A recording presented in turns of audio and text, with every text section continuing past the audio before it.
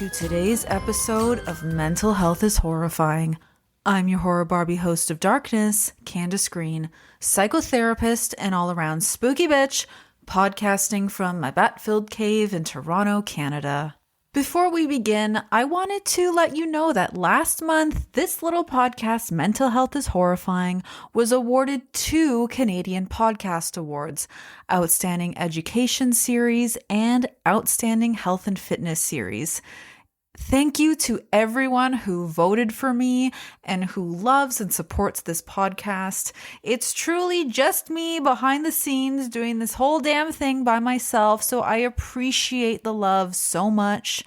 And next time somebody tries to tell you that you're a weirdo for liking horror or saying, that is not really self-care or doesn't go with mental health, just show them this. This is now irrefutable evidence that horror and mental health do indeed belong together.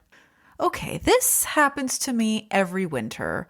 I dream of Hercule Poirot winters, where I sit in my home by the fire and solve cozy mysteries. And they have to be cozy. I'm not trying to get into anything too heavy in the wintertime, just something cozy to pass the time while I wear some kind of robe, sip on cocoa, and twirl my mustache. In lieu of having any crime-solving skills, I like to turn to cozy horror movies or cozy mysteries, and one of my favorites is Knives Out. Ugh! The setting in that amazing house, the incredible cast, the publishing empire, the money-hungry family, the woman who vomits when she lies. Knives Out is a cozy mystery, yes, but it's also a story about what happens to a family in the midst of grieving the loss of their patriarch. Okay, so let's get right into it. Let's check out Knives Out and its portrayal of the impact of grief on family dynamics.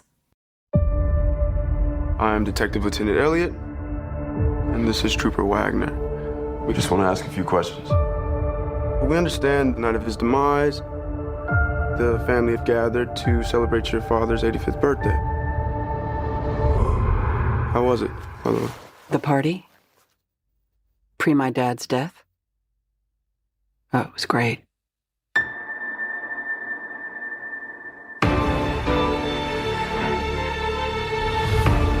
Ladies and gentlemen, I would like to request that you all stay until the investigation is completed. What? Can we ask why?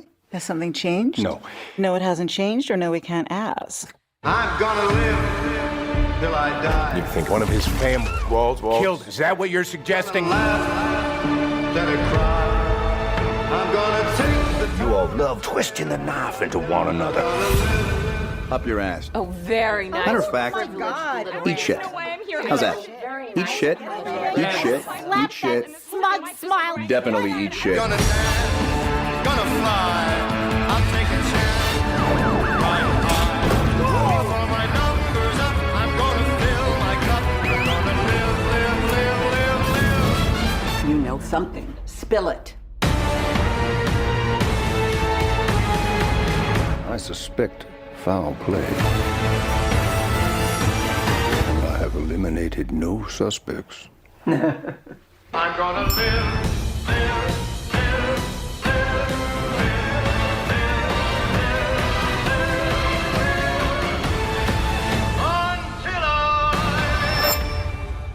It's a twisted web. We are not finished untangling it, not yet. What is this?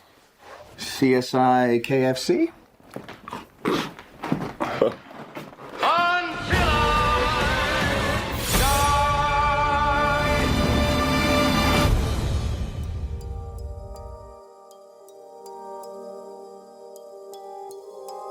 The family of wealthy mystery novelist Harlan Thrombey attends his 85th birthday party at the family home, which looks like a clue board. The next morning, Harlan's housekeeper discovers him dead with a slit throat. The police believe Harlan died by suicide, but Private Detective Benoit Blanc is anonymously hired to investigate Harlan's death, and he suspects foul play. I'm sorry for that impression.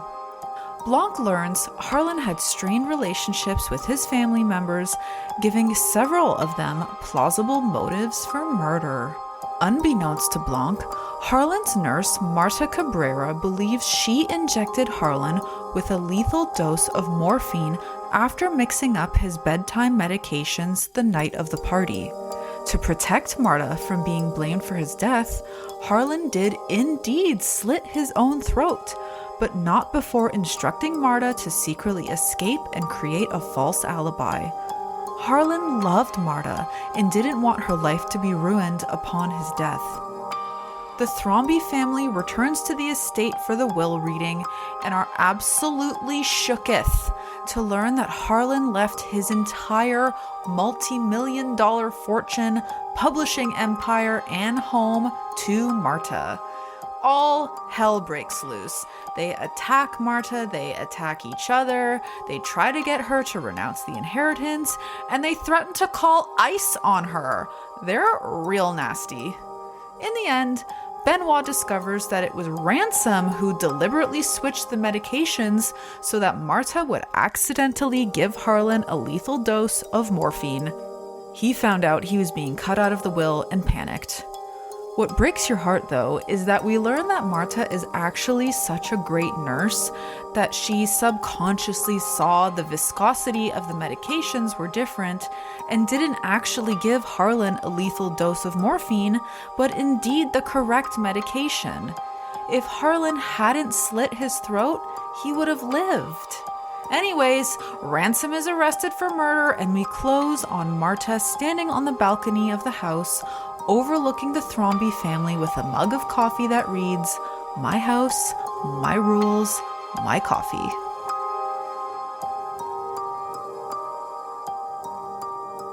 Knives Out is the first movie thus far in a series of 3 whodunits featuring lovable sleuth Benoit Blanc. The other 2 are Glass Onion and Wake Up Dead Man, which recently came out in theaters and then Netflix. We, of course, have a big debt of gratitude to pay here to the great Agatha Christie and all her Hercule Poirot and Miss Marple cozy mysteries, whom director Rian Johnson credits as his inspiration for the film. The movie stars an incredible 11-actor ensemble, including, of course, Daniel Craig as Benoit Blanc, Jamie Lee Curtis, Toni Collette, Ana de Armas, Chris Evans, Michael Shannon, Lakeith Stanfield, and Canadian icon Christopher Plummer, may he rest. Fun fact, I saw the second Knives Out movie, Glass Onion, at the TIFF Gala premiere, no big deal, and was sitting a few rows from the front. In my mind, I had planned to ask Daniel Craig a question. I was like, no problem. During the Q&A, I'm going to ask James Bond a question. But when the cast actually sat on stage just a few feet away from me, I was literally so taken aback by how beautiful Daniel Craig was with his gorgeous, piercing blue eyes that the language centers in my brain atrophied, and I did not ask my question.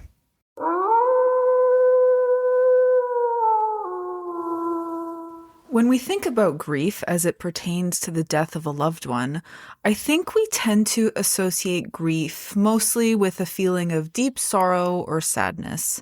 And that can be part of it, but it's important to know that grief is not an emotion. It's an experience. It's the process of losing someone we love, and the experience can bring up so many different emotions, sometimes all at the same time. The experience of grief can begin even before someone has passed away in instances of anticipatory grief. Like, for example, if someone is terminally ill and you have the awareness that they will be passing away in the near future. As we'll learn about more later, we'll also explore the grief that arises when we notice how family dynamics can shift dramatically following the loss of a family member. Grief has so many other phases, and not those rigid ones you've heard about before that were proposed in 1969 by Swiss-American psychiatrist Elizabeth Kubler-Ross. Those ones are denial, anger, bargaining, depression, and acceptance. This theory is not very useful or supported, and I find it very annoying when people expect others to move through grief via this organized little model, because grief is a total mess. And it never ends. It's like a game of Monopoly where one day you're up and then you land on someone's hotel property and suddenly you're bankrupt and out on the street and bereft and feel hopeless, and you do not pass go. You do not win a beauty contest or collect $100, and you can't even remember when you started playing this godforsaken game, and also you hate your family. Like, what phase of grief is it where you threaten to report your father's caregiver to ICE because they were the benefactor of the will? Sometimes grief can really bring out the worst in people. Walt Thromby, played by Michael Shannon, is desperate to take over his father's publishing empire and goes to great lengths to try and scare his father's nurse, Marta, who is played by Ana de Armas, that he will literally report her family to ICE, that his mother is in the country illegally. What phase of grief is that? Was Walt always this big of an ass, or did his father's death cause new monstrous behaviors to emerge? Imagine reporting the family of the woman who lovingly cared for your father in his senior years to this disgusting organization. Joni Thromby, played by the most perfect woman alive, Toni Collette, observes, "Okay, people grieve in different ways." She is referring to her nephew, Ransom Drysdale, played by Chris Evans, not attending the funeral, but being very early for the will reading. Joni is so right, though. Grief is such an individual experience. Everyone will feel it and experience it differently, but that doesn't make it okay, especially when you start getting ICE involved. But there is definitely something going on in the Thromby family as they grieve the loss of their patriarch, Harlan, and that is a little something called emotional displacement.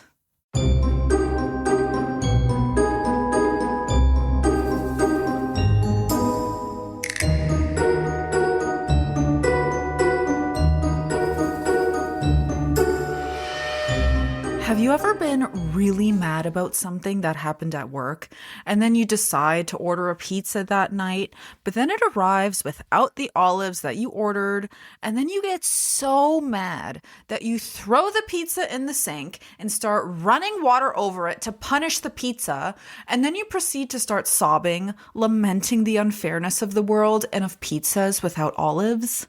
This is an example of emotional displacement.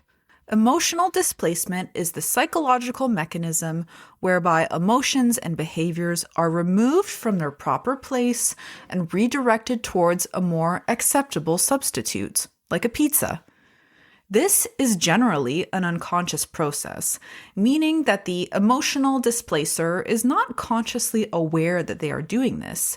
It is those little unconscious gremlins pulling the gears inside your psyche, trying to avoid the discomfort of actually acknowledging what is really going on or the original source of pain.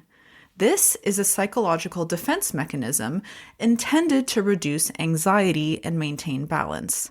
In Knives Out, despite Harlan's death occurring under extremely suspicious circumstances, the family does not seem to be focusing on the shock of his death, getting to the bottom of the foul play, caring for one another, or processing this massive loss. They have redirected their unresolved feelings towards a family fortune, towards Marta, and in tearing each other apart. In this case of emotional displacement, the family has selected the most vulnerable person with the least amount of power to be the receptacle for their disavowed feelings. From a psychological perspective, this kind of makes sense because actually dealing with their grief is too overwhelming. But just because it psychologically makes sense, however, does not make it okay. This is why it's so important, people, to check in and examine our feelings and our behaviors to make sure that the unconscious gremlins trying to protect our fragile psyches aren't pulling the gears at all times. What are some of the feelings that are being displaced here? Well, I think fear is a big one. I think a lot of people in the Thrombey family are afraid, and what Harlan's death has really triggered or revealed is that many have a learned helplessness when it comes to charting their own course. Certainly people like Joni, Meg, Walt, and Ransom seem fearful that they cannot financially sustain the lifestyle they have built through Harlan's generosity or through his professional connections, including through his publishing empire, Blood Like Wine. Is there a better name for a publishing empire? Another emotion that is being displaced is sadness, and I think Linda, played by the great Jamie Lee Curtis, portrays this the most.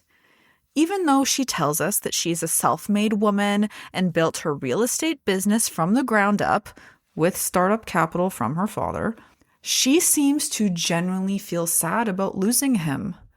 We catch her crying in her bedroom, and she tells us about the secret way they used to pass notes to each other with invisible ink.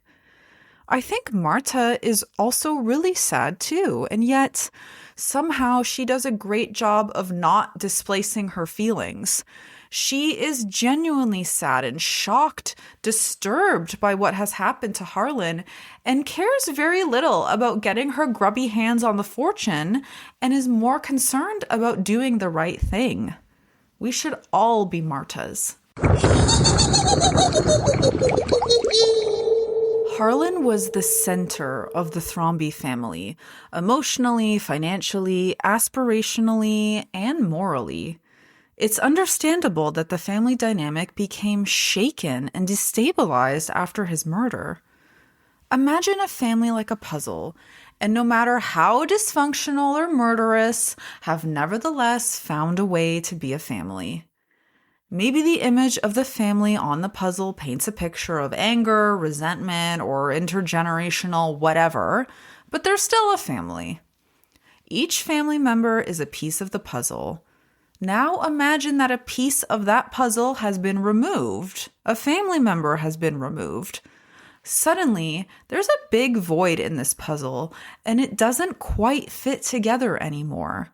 Not only does the family need to find a way to make the pieces of the puzzle fit together again in a new configuration, but they might also need to change the shape of their own puzzle piece in order to fit together again with the others. Harlan was a huge piece of this puzzle, and they knew how to be a family when he was there. And in the aftermath of his loss, they just don't know how to be together again. For families who have lost a member, this is a kind of secondary grief that can sometimes go unacknowledged that I think is really important to tend to. Family dynamics shift, estrangements happen, holidays will look and feel different, family gatherings are different, and also, because of things like disavowed grief, emotional displacement, and some really honestly unsavory behaviors that can emerge upon the death of a loved one, families will have to find new ways of being together. And maybe they just can't really be put back together again. Speaking of Thrombey family dynamics, it's unclear how close they all were before Harlan's passing. You can definitely sense that there was already some tension there, though. Several family members call Jacob Thrombey an alt-right troll. Everyone seems to regard Ransom as a trust fund douchebag. Linda resents her father for paying for what she refers to as Meg's crypto-Marxist feminist liberal arts degree, and so on and so forth. There is really no mention of their mother in the movie, so I wonder, are they divorced or maybe she passed away? In which case, Harlan's loss could be touching the grief of now having no living parents. Sweep that under the rug, though. We also know that one of Harlan's other sons, Neil, who was Joni's husband, he also passed away. So this is another grief that is certainly in the air for this family, but again, we're just shoving that all down and focusing on the inheritance. Listen, I've seen this happen in families when someone dies and it's really twisted and it's really sad. Instead of it being about honoring the family member who has passed and taking care of each other, suddenly people are squabbling about objects and estates and who deserves what and who did what work and all these things, and we just really can lose the plot. One of my favorite characters in this movie is actually Juanetta Thromby, aka Great Nana, or Harlan's mother, because not only is she a fashion icon and thoughtfully observes small details that inevitably help Benoit solve the murder, but I also just really love old people. The Thrombys truly disregard and ridicule Great Nana throughout this movie, sort of wondering how she's even still alive and not showing her much love or regard at all, indicating that they have very little reverence for the elders in their family and mostly just view them as ATM machines.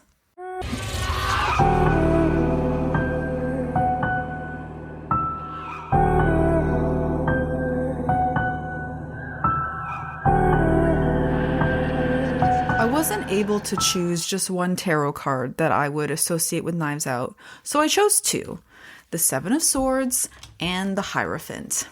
In the Seven of Swords, there is a sense of self-deception and running from your own problems, though the Thromby family might not even be consciously aware of how they are displacing their feelings of grief onto Marta. We learn that each Thromby, hungry to claim Harlan's fortune, has some kind of hidden agenda they are after, and they are not being fully honest in this situation, which is really displayed here. Look how sneaky this person is. The figure in this card is carrying the knives very haphazardly, like they clearly do not have a great hold on this situation, and you can imagine that in the end, they're going to drop this mess and everything will come crumbling down. Alongside the Seven of Swords, I've chosen the Hierophant because it reflects the change of the relationship to the family structure that occurs following a death, Harlan's death in this case, and how the family must learn how to relate to one another again. We see two figures beneath the wise Hierophant, Harlan, who relied on him so heavily for guidance, financial and emotional security, and who we can imagine will be feeling quite lost when he is no longer sitting in his throne. The Thrombys suffer from what we might not so generously refer to as champagne problems.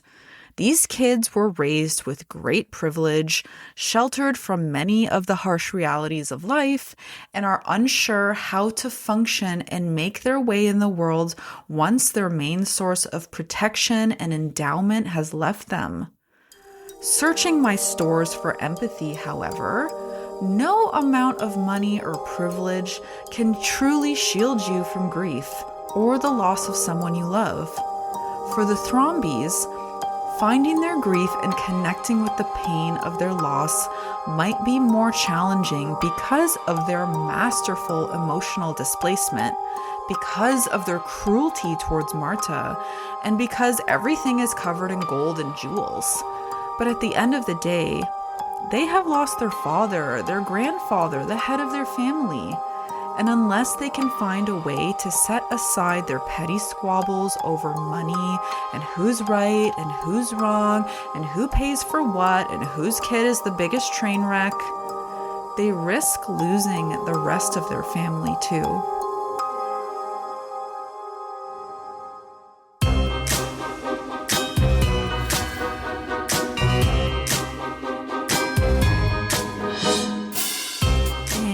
That, my ghouls, is the story of Knives Out.